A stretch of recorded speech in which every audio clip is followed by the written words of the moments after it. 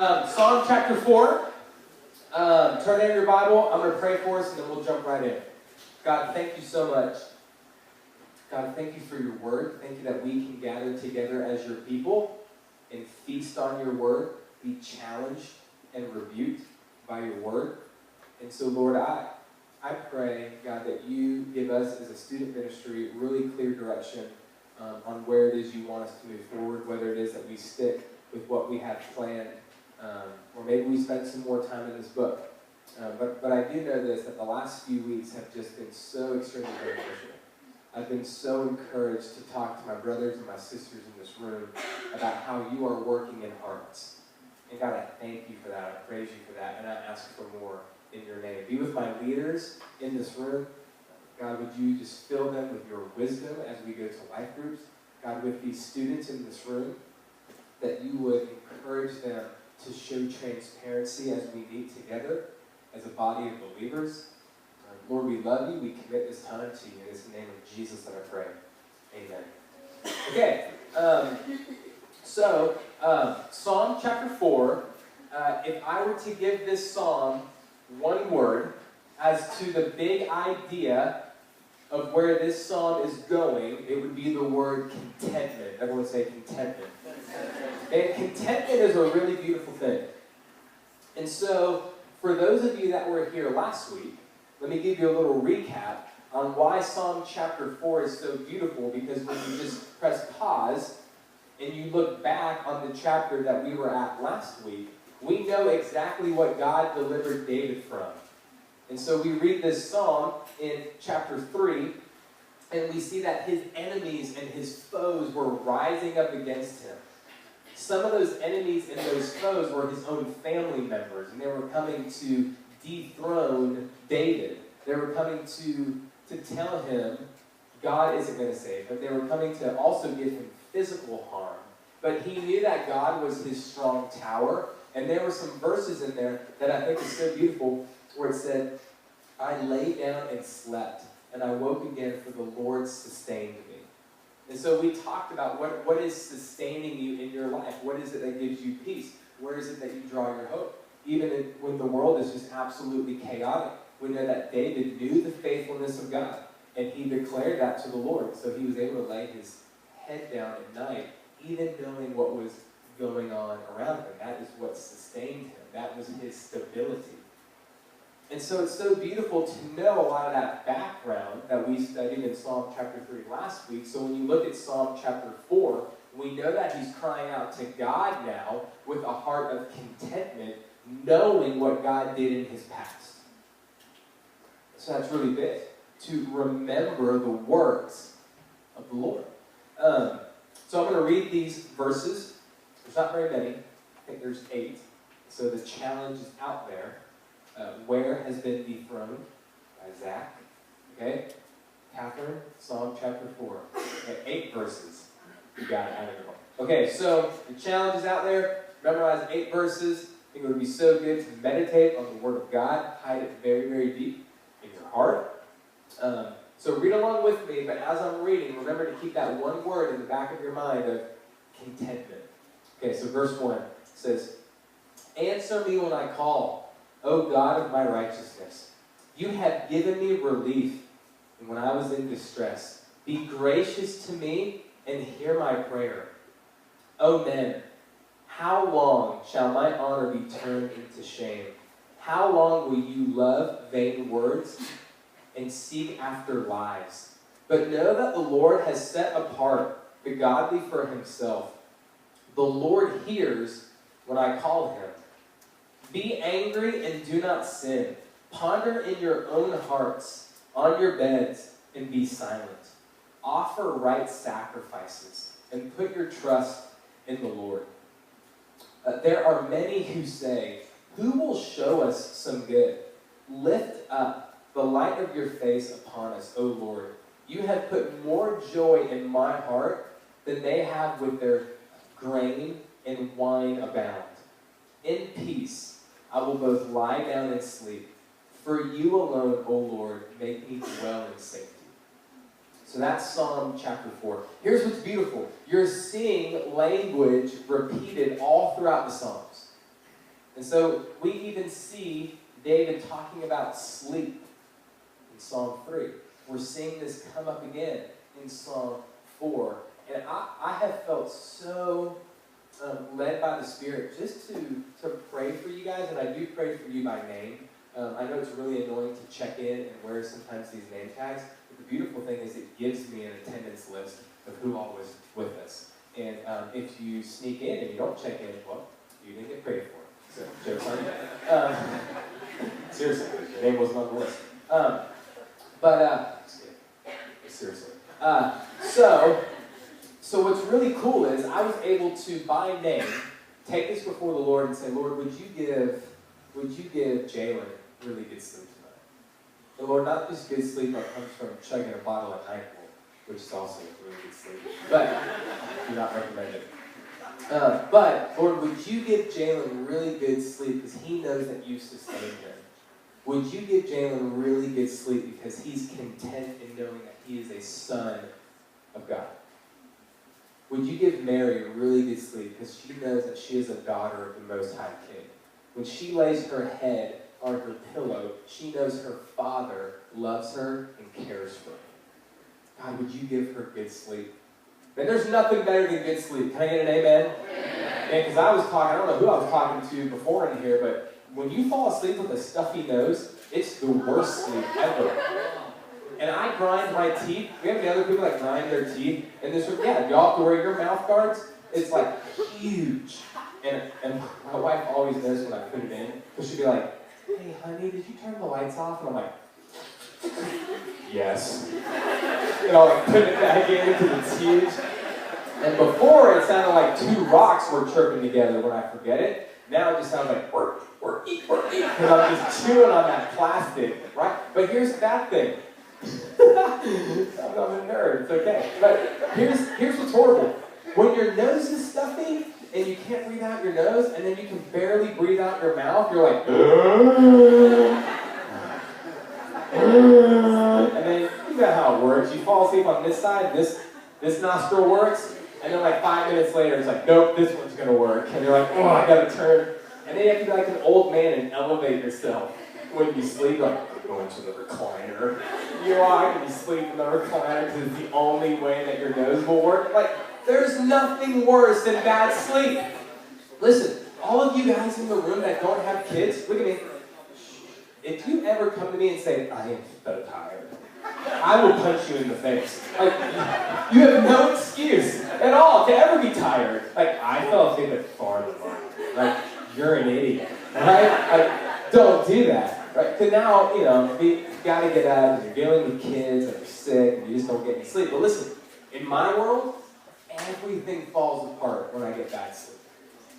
But what's even worse is when you're losing sleep, listen to me, when you're losing sleep over something that has nothing to do with your physical life, but more to do with like your spiritual heart. All of us, man, we've lost sleep in this room because your heart is aching over something. Maybe your heart is just worried. I know that is something that I'm now entering into a season of my life that is uncharted territory for me. Like, I don't worry. For you guys that have known me for such a long time, the only thing I used to worry about is why I never worried. And that's crazy. I'd be like, man, I didn't even study for this test, but I feel so confident. I'm going to kill it. Like, I never worried. But then, I don't know. I feel like I'm entering this season where I worry about everything. Everything. We're going to put our kids in school. And Judah is still not talking. He meets with a speech therapist 2 times a week. What is the deal, Lord? Right? Like Levi just went to his doctor report. He had a 9-month checkup 3 days ago and he lost weight. That's not a good thing when you're a baby. And I was just like worried. Floods my heart. So I'm lying there. I'm just talking to the Lord. But so, for some of us, we're getting really bad sleep. It's physical. We're just making bad decisions. Maybe we're going to bed late, or our nose is stuffy. I think what David is hitting here with sleep is even in the midst of chaos, even in the midst of craziness, no matter what it is that you're going through, knowing that the Lord sustains you and gives you that rest. That's why Jesus said, come to me, all those who are weary and heavy laden, and I will give you what? Rest. So that's really good. And so there's three ways that I want to break down this song for you. And specifically, Psalm chapter 4, verse 1. Write this down if you're a note taker. What David is doing here in the Psalms is he's remembering the past to face the present. Guys, this is huge. Listen to me. I'm about to preach. Some of you guys need to remember the past in order to face the present. Some of you guys need to look back and remember who you are in Jesus. Remember what Jesus has done for you, is continuing to do for you, and will do for you. And that will give you your confidence for today and for the future. And we read this in Psalm chapter 1. That's where I get this from. And this is really easy stuff. So remembering the past in order to face the present is really, really big for you guys to remember as you follow Jesus. Because David, go back to Psalm chapter 1, he says this. He says, answer me when I call, O God of my righteousness. You have given me relief when I was in distress, and be gracious to me and hear my prayer. I mean, what he's doing is he is recalling the faithfulness of God.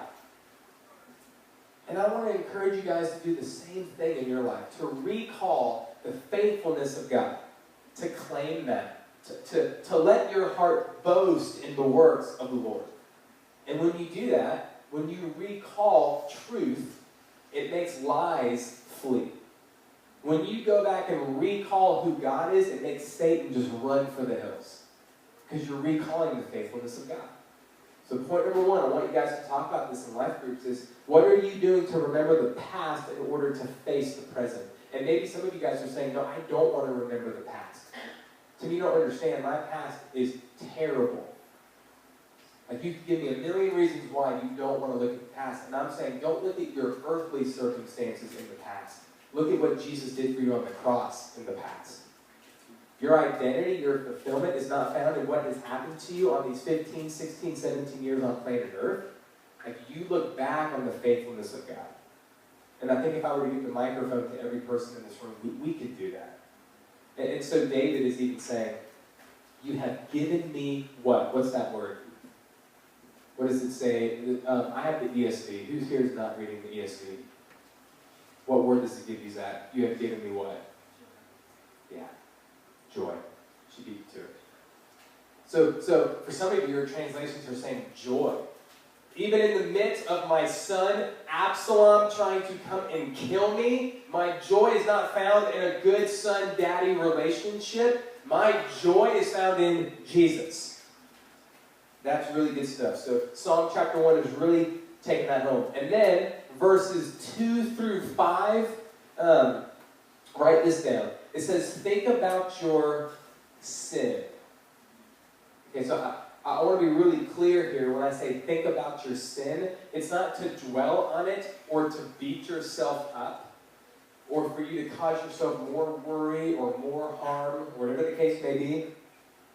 But what I want you to do is look at this wicked versus good stuff going on in the Psalms. So this is really, really important as we reflect. So pick back up in verse 2 where it says, "O men, how long shall my honor be turned into shame? How long will you love vain words and seek after lies?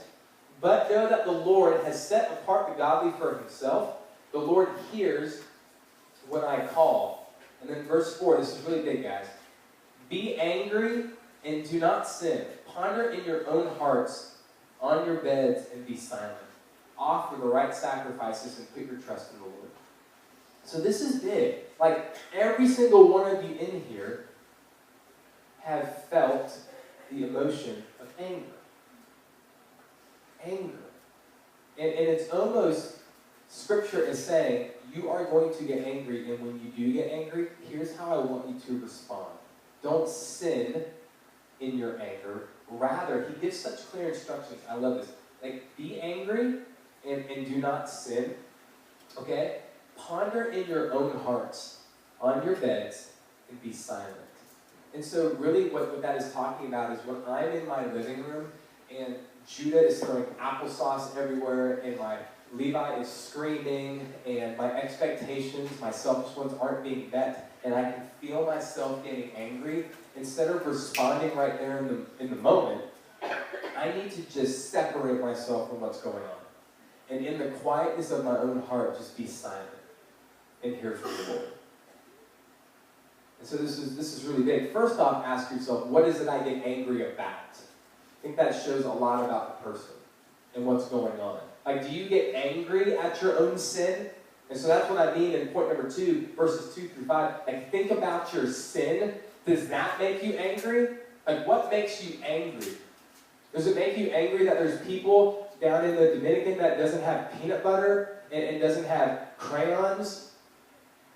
Is that a righteous anger? And you want to meet those needs? Like, your anger is driving you to honor the Lord? Or do you just always get angry because you're a selfish person and you just don't get your way?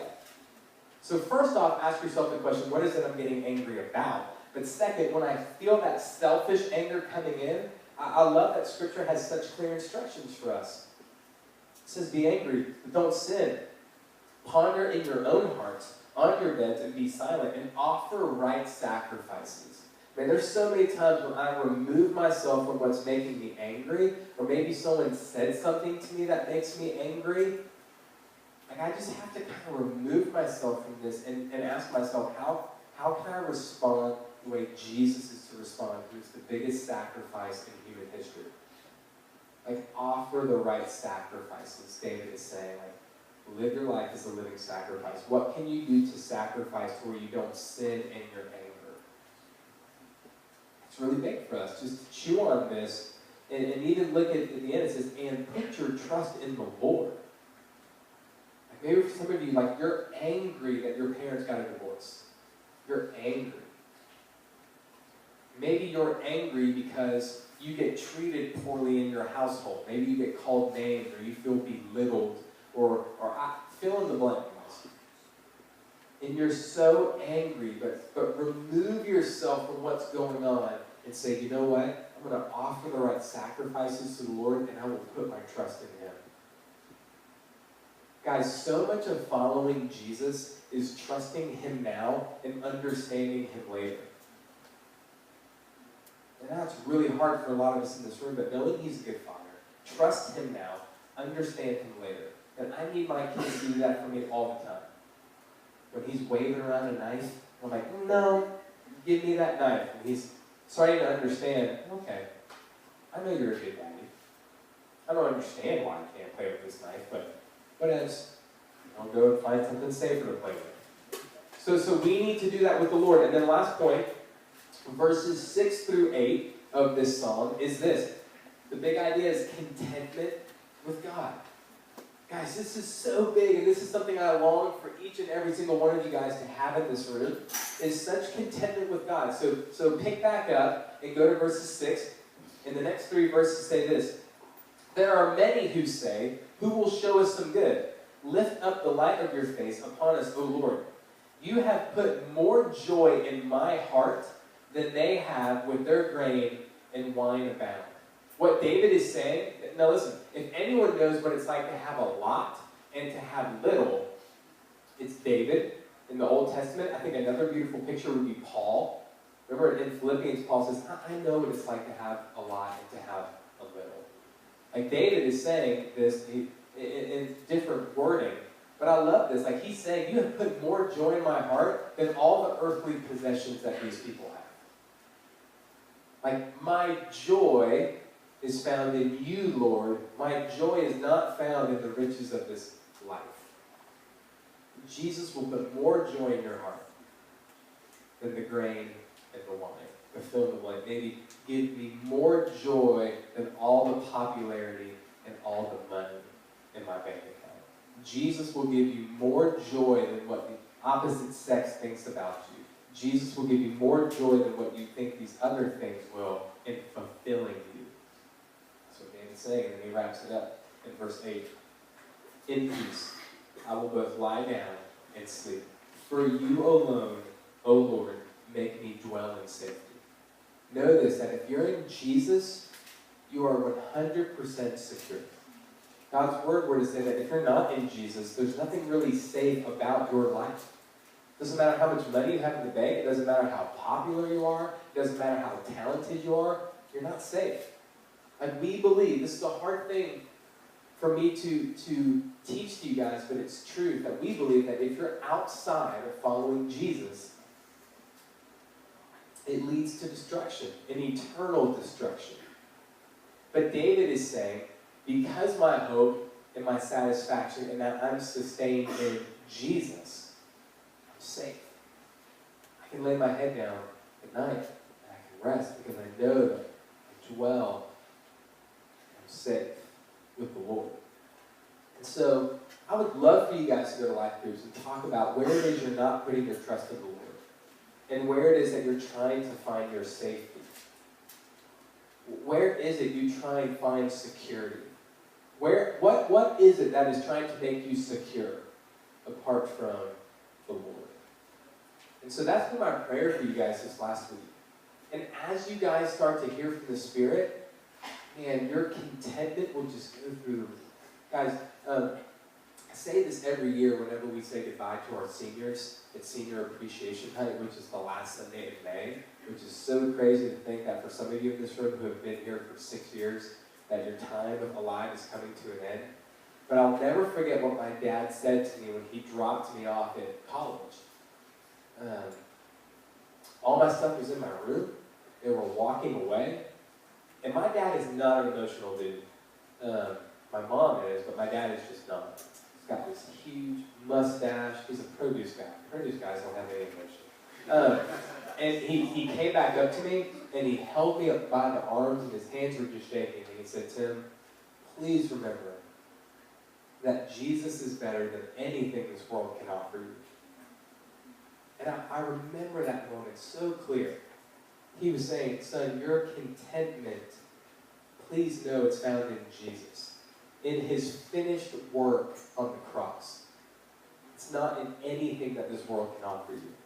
And man, I'd love to look students in the eyes and just say, hey, if you're trying to find your safety or your contentment or your happiness in the things of this life, you will be let down. And you're not safe. It's a very destructive path. So let's talk about that in life groups. Leaders in the room, nod your head if you kind of understand the direction that I want you guys to go. We've got over 30 minutes. So I'm going to pray for us. You guys will have plenty of time. Any questions? Anything that someone would like to share before I pray? Okay, let's pray. God, thank you. Lord, thank you that we have a place that we can gather. God, thank you so much for the individuals that are in this room. God, I thank you that you know each individual so intimately. So intimately. God, you know every middle schooler in that room across the hall unbelievably intimately. In a way that you know them better than they know their own hearts. God, you know us better than we know our own hearts. God, thank you that you want us to put our trust in you. Why? Because we can go back and read verse 1 and we can remember the past in order to face the present. God, you are faithful, you are truthful, those are your names. Faithful and true. And so, God, I pray for so many in this room, God, that can't lay their head on their pillow and just rest. God, I pray that tonight would be the night that they can look back and say that they found true rest and satisfaction in Jesus. Lord, would you be so kind to reveal yourself to that student? Maybe for those in this room who have been following Jesus for many years, but maybe they've just forgotten that. Would your Spirit be so kind to gently remind them of this truth in Psalm 4? God, I have so enjoyed just feasting on your word. Lord, I pray for these students to find their contentment in you. That they don't go to bed wishing they were liked more. That they don't go to bed wishing that their life would just look like maybe someone else's that they're envious of. But God, that you would help them keep their eyes on you. God, that you are the author and the perfecter of our faith, King Jesus. Lord, be with my leaders as we break up from here, we break up in the life groups. Lord, fill them with your Spirit, fill them with your wisdom for them to pour into our students. I love these students so much. Lord, would you bring more kids to this youth group that they could call their just like so many of us do. I love you. We commit this time to you. It's in the name of Jesus that I pray. Amen.